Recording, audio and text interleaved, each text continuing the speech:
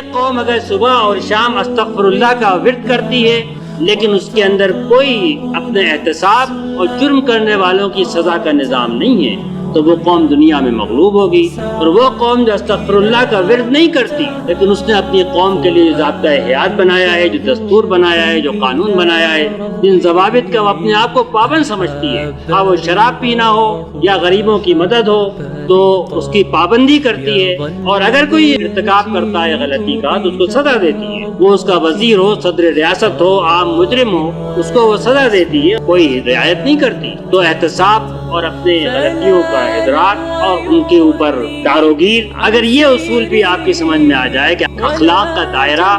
شراب اور عورت تک محدود نہیں بلکہ اخلاق کا دائرہ وقت کی پابندی, اپنے مقاصد کے ساتھ لگن, ان کے لیے محنت, ان کی جستجو, اپنی قوم کے اندر کم سے کم انصاف, لوگوں کی برابری, ان کی داد رسی,